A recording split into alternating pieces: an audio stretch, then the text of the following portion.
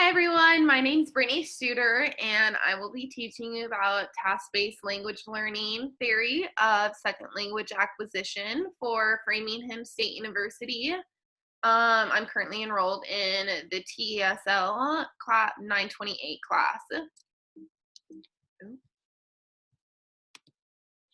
What is task-based language learning? So this is an approach that puts the use of tasks at the core of the language learning.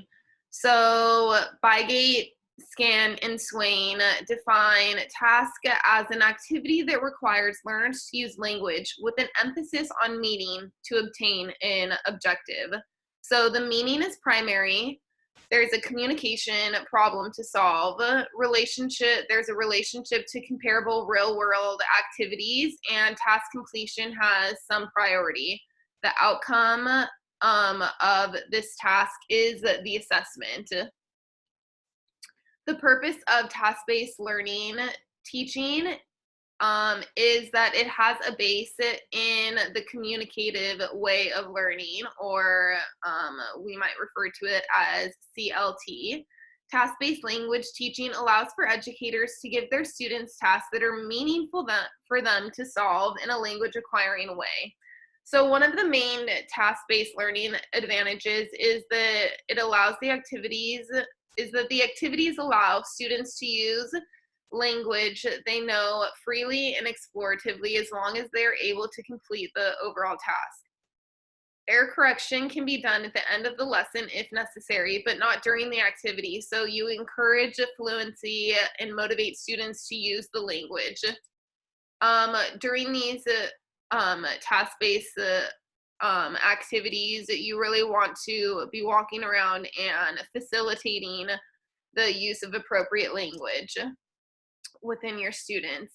So what does task-based learning teaching look like in a classroom? So I've listed some types of tasks that you can use with your students. So there's problem-solving tasks, role play tasks, creative thinking tasks, the sharing of personal experiences, comparing work. You can do this in a group work setting or in an individual setting. So for the pre-tasks, this is when you're engaging students in what they are going to be doing and going over standards and what you expect. So what you expect the outcome to be. For the task itself, there is a planning portion of it. So this comes in with knowing that there are, like, tasks do have a priority. So what needs to be done during the task itself, and then the presentation portion. And then lastly, you are going to review, and this is where you as an educator and the other children will check the task for accuracy. So how to use task-based learning teaching in a classroom with today's learners. So I found an example that is about making a music video. So this is something that is a lot of children and students today may have experience with, or like find it engaging because everyone loves TikTok and YouTube and things like that these days. So for the greeting and warm up, while students are settling in, you can play a song that's popular among your students. You can let them sing along if they know the song well.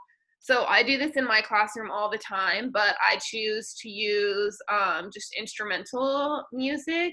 I use the Bridgerton soundtrack, which is all instrumental, but it's songs that today, like, we know.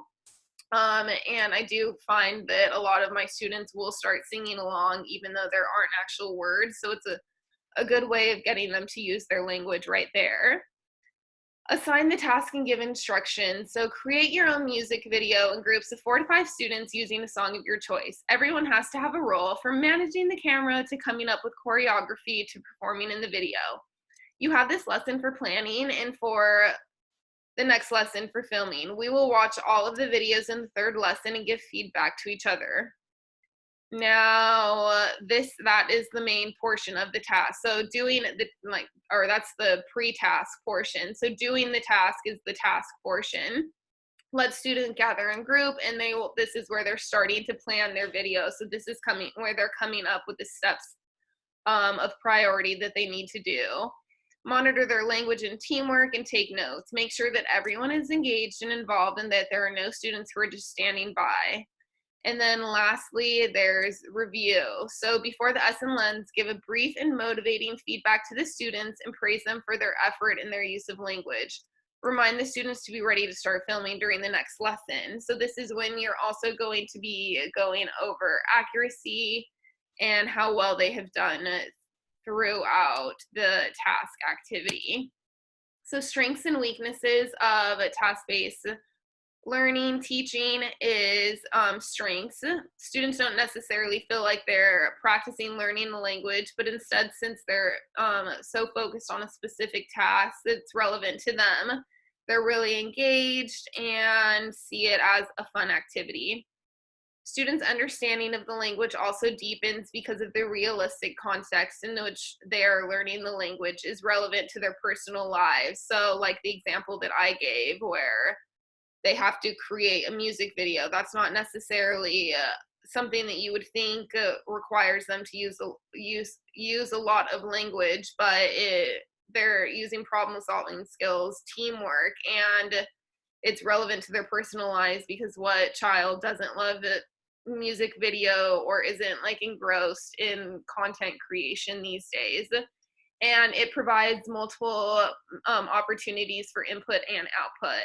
And then the weakness is that sometimes it can neglect the need for grammar drills and exercises, and you can't necessarily be with every group at every time. So when you hear language being used in incorrectly, you can't correct it at the time. You have to wait until afterwards. But that's also part of the process.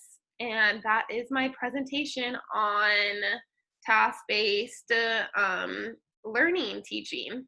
I hope you enjoyed, and if you have any questions, please leave them below.